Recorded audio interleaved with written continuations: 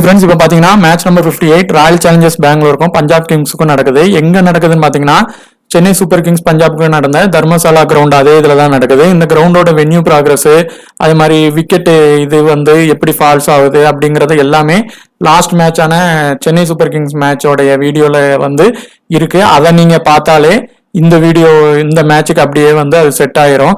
ஆனா ஒன்னே ஒண்ணு மட்டும்தான் என்னன்னு பாத்தீங்கன்னா, அந்த மேட்ச் பகல் நேரத்தில் நடந்ததுனால ஸ்பின்னர்ஸ் விக்கெட் எடுத்துட்டாங்க நிறைய. கொஞ்சம் ரவீந்திர ஜடேஜா இந்த பக்கம் எடுத்தாங்க, அதே மாதிரி அவங்க அந்த பக்கமும் பாத்தீங்கன்னா ராகுல் சகார் இவங்கன்னு எடுத்தாங்க. ஆனா இப்போ நடக்கிறது நைட்டு நேரத்தில் நடக்கிறதுனால ஒரு பக்கத்துக்கு அப்புறம் ஒரு மேட்ச்ல டியூ கண்டிப்பா வரும், ஸ்பின்னுக்கு கஷ்டப்படுவாங்க.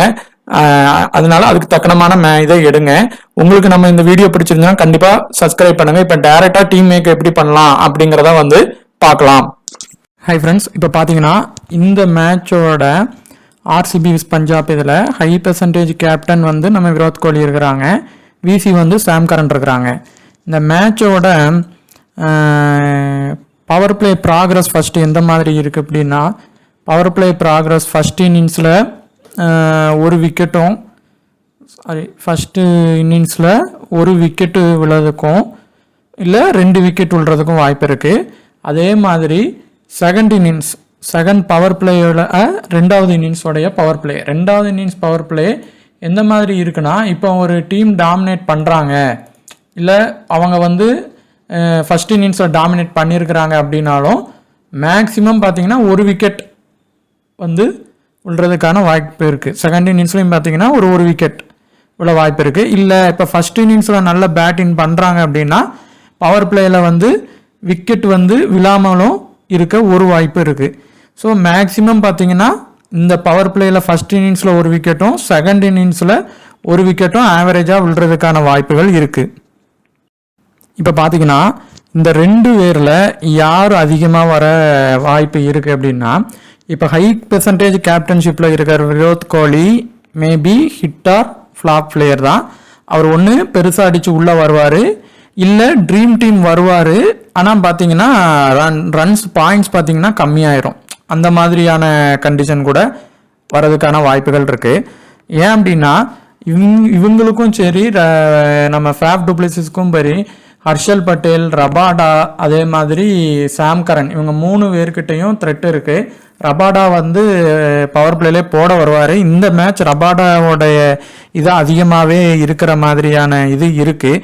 ஸோ இப்போ இந்த 2 பேரில் யாராவது ஒருத்தங்க ஃப்ளாப் ஆகிறதுக்கும் வாய்ப்பு இருக்குது. சப்போஸ் இவங்க 2 பேரும் உள்ளே வராங்க அப்படின்னா, நீங்கள் ரபாடா இல்லாத மாதிரியான கண்டிஷன், அவர் நல்ல ப்ளே பண்ணாத மாதிரியாக இருந்துச்சுன்னா யாராவது ஒருத்தங்க உள்ள 2 பேரும் வருவாங்க.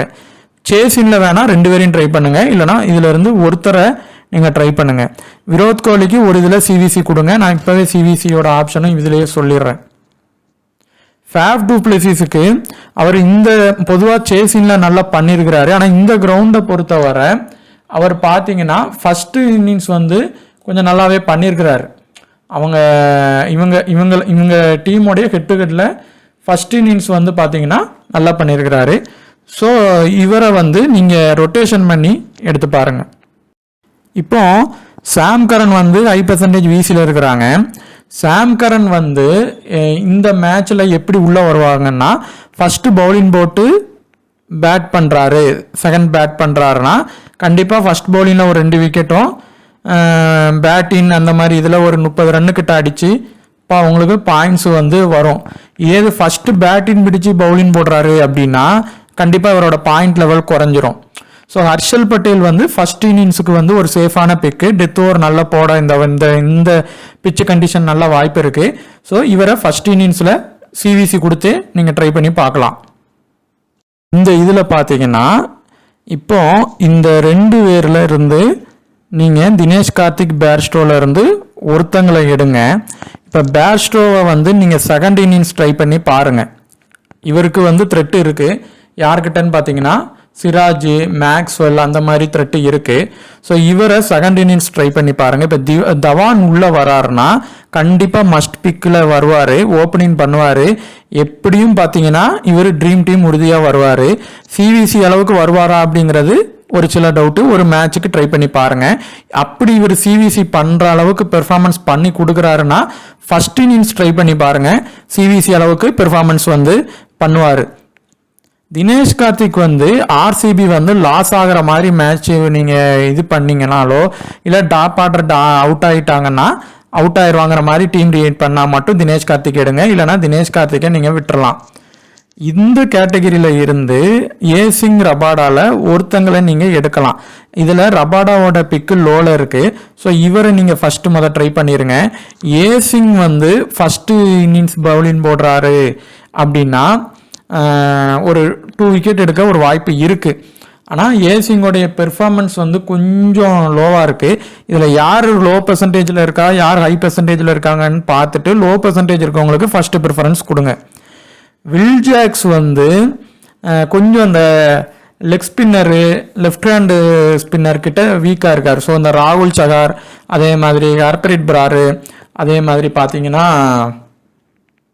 ரபாடா பாலில் கூட 2 டைமு இவர் அவுட் ஆகிருக்கார் வில் ஜாக்ஸ். ஸோ இவர் வந்து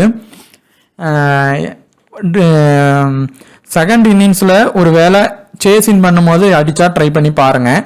இல்லைனா கூட இவரை ரிஸ்க் எடுத்து லீவ் பண்ணிவிட்டு மேக்ஸ்வெல் கேமரான் கிரீனில் ஒருத்தரை ட்ரை பண்ணலாம். அதே மாதிரி இந்த மேட்ச்சில் இப்போ மேக்ஸ்வெல் ப்ளே பண்ணுறாங்க அப்படின்னா இந்த 2 பேரில் இருந்து நீங்கள் ஒருத்தங்களை உறுதியாக எடுத்துருக்கலாம். மேக்ஸ்வெல் லோ பிக்கில் இருந்தால் ஃபஸ்ட்டு ப்ரிஃபரன்ஸ் லோ பிக்கை கொடுத்து நீங்கள் மேக்ஸ்வெல் எடுத்துருங்க. இதில் இருக்கிற நீங்கள் கேமரான் கிரீனை கூட லீவ் பண்ணிவிட்டு நீங்கள் வில் ஜாக்ஸ் எடுக்கலாம். அப்படி இல்லைன்னா வில் ஜாக்ஸ் எனக்கு வேண்டாம் அப்படின்னு நினச்சிங்கன்னா நீங்கள் கேமரான் கிரீனை செலக்ட் பண்ணி பார்க்கலாம். ஆனால் இவங்க 2 பேருமே இந்த டீமை பொறுத்தவரை பார்த்தீங்கன்னா நம்ம மேக்ஸ்வெல் வந்து பவுலிங் பண்ணியிருக்கிறாங்க. அதே மாதிரி பார்த்தீங்கன்னா ரன்ஸ் பார்த்தீங்கன்னா ஒரே ஒரு இதில் வந்து ஒரு 57 ரன்ஸ் அடிச்சிருக்கிறாங்க. கேமரான் கிரீன் ஒரு 67 ரன்ஸ் அடிச்சிருக்கிறாங்க. அதாவது ஃபஸ்ட்டு பவுலிங் போட்டு பேட்டிங் பண்ணால் நீங்கள் மேக்ஸ்வெல்லை உறுதியாக எடுத்துடலாம். கேமரான் கிரீன் வந்து செகண்ட் இன்னிங்ஸ் பேட்டிங் பண்ணுறாருன்னா அவரை நீங்கள் ட்ரை பண்ணி பாருங்கள். இந்த பட்டிடார் எஸ்ஸிங்கில் கண்டிப்பாக ஒருத்தங்க வருவாங்க. நீங்கள் ஆர்சிபி அதாவது எஸ்ஸிங் வந்து மேக்ஸிமம் உள்ளே வருவார். இந்த மேட்ச் ட்ரீம் டீம் அளவுக்கு பெர்ஃபார்மன்ஸ் பண்ண வாய்ப்பு இருக்குது. பட்டிடார் வந்து பெங்களூர் லாஸ் ஆகிற டீமில் நீங்கள் அவரை எடுத்து பாருங்கள். ராகுல் சகார் ஐச்பிராரில் நீங்கள் ஒருத்தங்களை எடுத்து இந்த மேட்சை ட்ரை பண்ணி பாருங்கள்.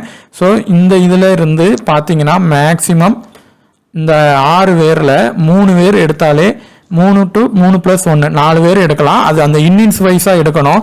எப்படின்னா இப்போ நீங்கள் பஞ்சாப் வின் ஆகிற டீமில் எஸ்ஸிங் எடுங்க, ஆர்சிபி லாஸ் ஆகிற டீமில் பட்டிடார் எடுங்க. இந்த 2 பேரில் ஒருத்தரை எடுங்க.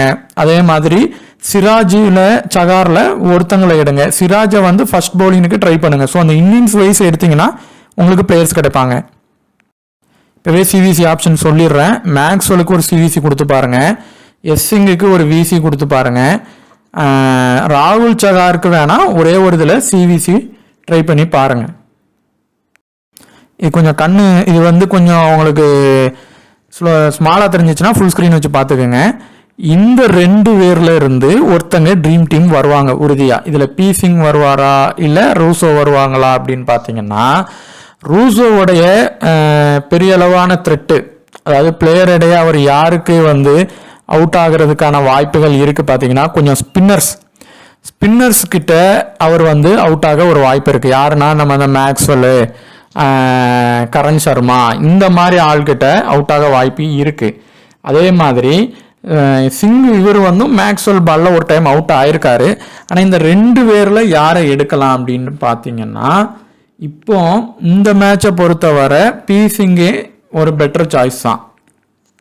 ஏன்னா அவர் டாப் ஆர்டர் வருவார், ப்ளே பண்ணி கொடுப்பாரு. இவர் வந்து நீங்கள் ரூசோ எடுக்கிறதா இருந்தால் சேஸின்ல வேணால் செகண்ட் இன்னிங்ஸில் ட்ரை பண்ணுங்கள். இவங்க 2 பேருமே சேஸின்ல தான் இப்போ பஞ்சாப் பண்ணுறாங்கன்னா நீங்கள் பி சிங் வச்சே ட்ரை பண்ணலாம். யாஸ்தயால வந்து செகண்ட் பவுலிங்கில் ட்ரை பண்ணி பாருங்கள்.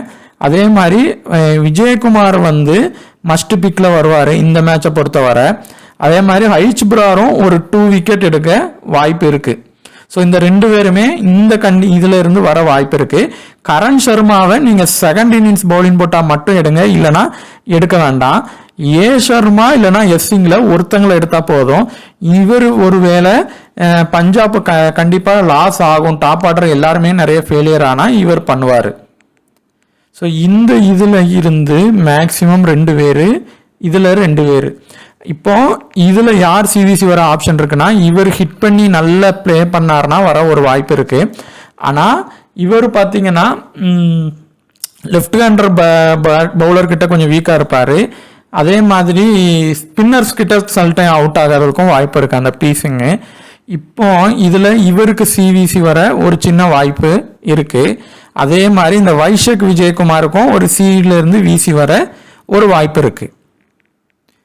ஜிதேஷ் சர்மா பீசிங்கில் ஒருத்தங்களை எடுங்க, அதில் லோ பிக் யாரோ அவங்களுக்கு ஃபஸ்ட்டு ப்ரிஃபரன்ஸ் கொடுங்க.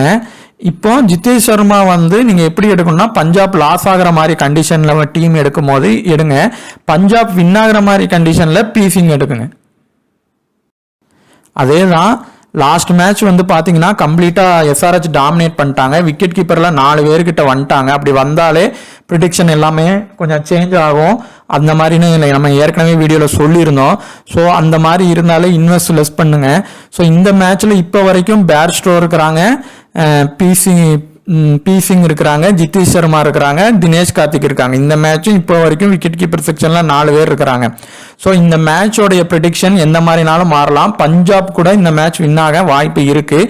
ஸோ அதுக்கு தக்கனமாகவும் பஞ்சாபுக்கு ஒரு 6 டீம் போட்டிங்கன்னா பஞ்சாபுக்கு 3, பெங்களூருக்கு 3 அப்படி போடுங்க. ஏன்னா இந்த மாதிரி விக்கெட் கீப்பரில் 4 பேர் இருந்தாலே அதோடைய ப்ரெடிக்ஷன் மாறும். ஒரு சைடுக்காக மட்டுமே போகாது. நீங்கள் ஆர்சிபி தான் வின் ஆகுங்கிற மாதிரி எடுத்தீங்கன்னா அது பஞ்சாப் வின் ஆகிற மாதிரியும் மாறிடலாம். ஸோ 50% கீழே மேக்ஸிமம் ஒரு 4 to 5 பேர் டீமில் எப்போவுமே இருக்கிற மாதிரி பார்த்துக்குங்க. உங்களுக்கு இந்த கண்டென்ட் பிடிச்சிருந்தா லைக் பண்ணுங்கள், ஷேர் பண்ணுங்கள். தேங்க்யூ.